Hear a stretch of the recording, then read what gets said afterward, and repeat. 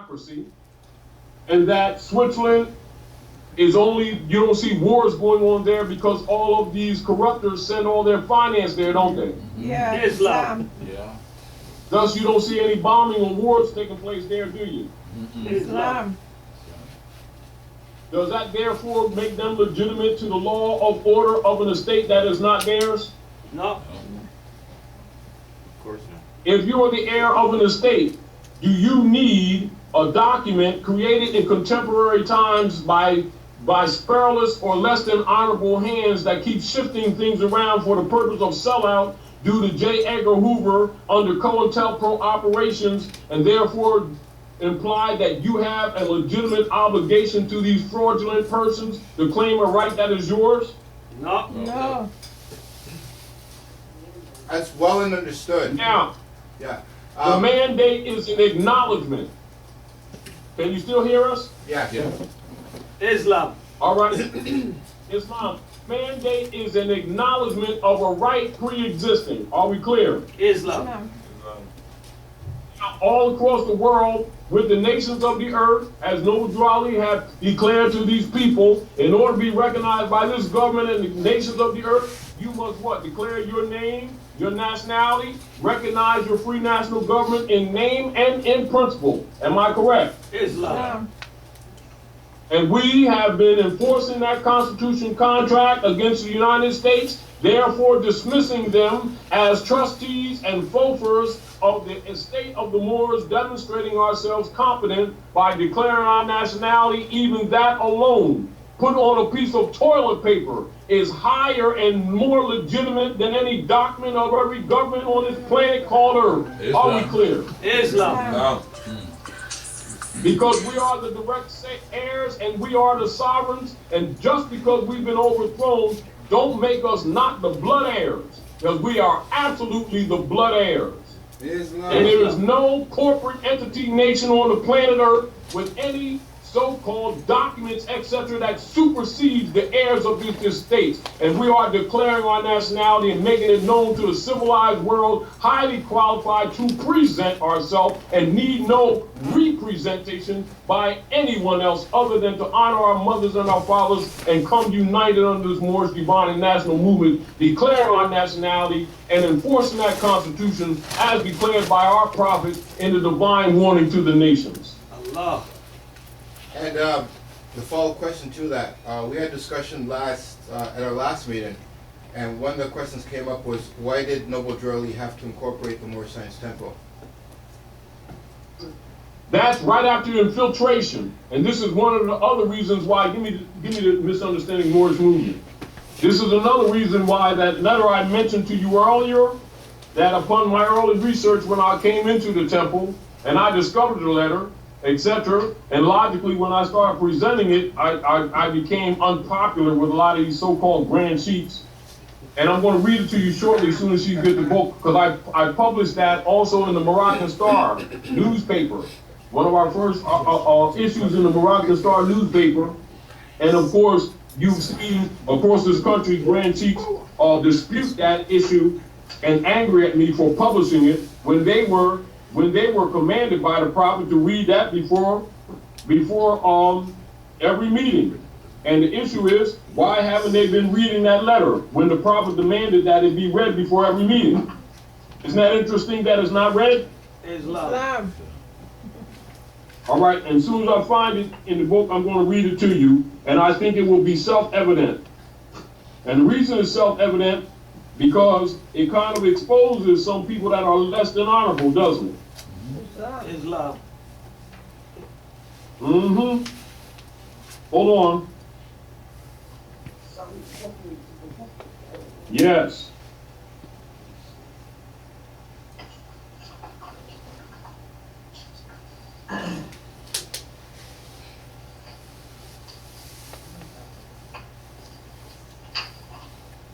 Now listen to this. This is on page 17 of Addressing Misunderstandings of Purpose Concerning this Sheikh Sharif Abdul Ali, Noble Drali, the Moorish Divine and National Movement.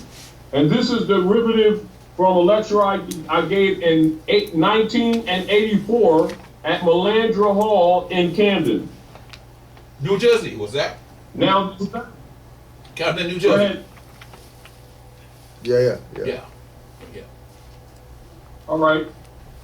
This is a letter from Noble Drew Ali, and this was at the time when they had infiltrated the temple, and they were trying to sell the movement out from underneath the prophet. Are we clear? Islam.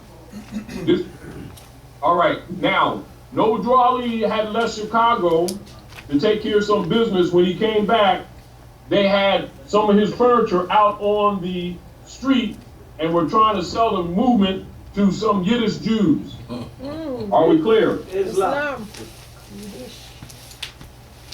They tried to set him up for a murder of Green, who was a secretary, who was one of the participants with a lot of the people who are trying to overthrow Noble Drew Ali from inside. Are we clear? Islam.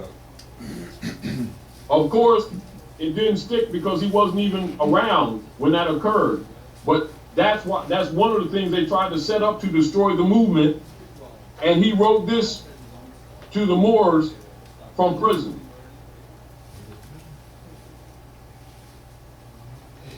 Moorish Science Temple of America, Home Office, 3603 Indiana Avenue, Noble Drew Ali, founder, Chicago, Illinois, January 18, 1929. To be proclaimed in every meeting, I am glad to know that I have a few faithful Moors among you all, and I desire for them to know the truth and the divine truth. And there is a host of jealousy about me in the movement now by the same people on our side of the nation that claim it was only a joke and unreal. But now, since they have found out from the government officials and the nations of the earth that this is the only sole foundation that all Asiatics must depend upon for their earthly salvation as American citizens. And they are working every scheme that they can to disqualify me so that they themselves may take charge of the situation. And I have notified all these things to you long ago in the past, and it is through the faithful Moors that contribute to the movement and the uplifting funds, the ones that paid their divine respect to me, and the movement will be remembered. And that is why I'm calling upon all faithful Moors to increase their faithfulness to me, your prophet, and to your divine Moorish movement. I need finance, and I need it bad. Never before have I needed finance as badly as I do at present, that I may shove aside the discord that is facing the nation. It all comes through jealousy because of my fame and nobility. And the nations of the earth will not recognize the movement without me, the prophet, being the head. And it has been proven by my work in which I have performed in the last few months, because I was at the governor's inauguration to represent the Moorish divine and national movement. And I will be at the inauguration of President Hoover for that same cause, Noble Drew Ali, and that is January 18th, 1929. You see why they don't read that letter before every meeting, even though the letter is headed. This is the heading of the letter, to be proclaimed in every meeting. That's the heading of the letter. And he wrote that when he was in jail or from jail, you said? Yes. Now that's January 18th. And he went to jail on the, yeah, I read something about that, and it was alleged that he wasn't in town, but that he had something to do with instigating it. My other concern was if he can be held in captivity, just on suspicion of you helped instigate it, even though you were not in the town, and he. See, because we got to remember when you do the research on the movement. At that time, it was heavily infiltrated by COINTEL operatives to destroy the movement. Particularly, you'll recognize that when you do the research on FBI papers, which there's over 3,600. I understand that. Well, what I'm saying, how did he end up in jail?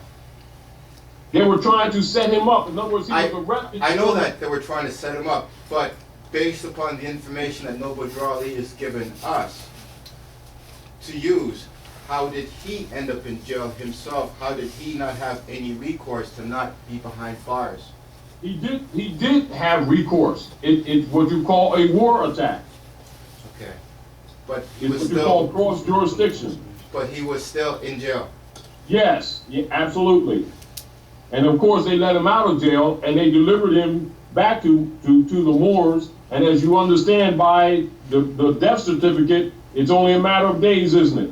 Yes, yes. Yeah, they said that he was And really then beat up by the and then police. they misrepresented the death certificate as pneumonia. Yes. But then you understand why a lot of these grand chiefs around the country, when it gets into that information, they don't teach it to the Moors so that the Moors can protect their divine and national movement, and they make the people think that the temple is the nation, when the movement is the vehicle for the cause, and the temple is only an aspect of the movement. Islam. Islam.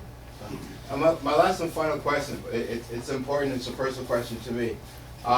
When Noble Drew spoke about us knowing who we are and being ourselves and linking us back to the family of nations, and when, Exactly. we speak about the Constitution, and it says that Yeah. all Yeah.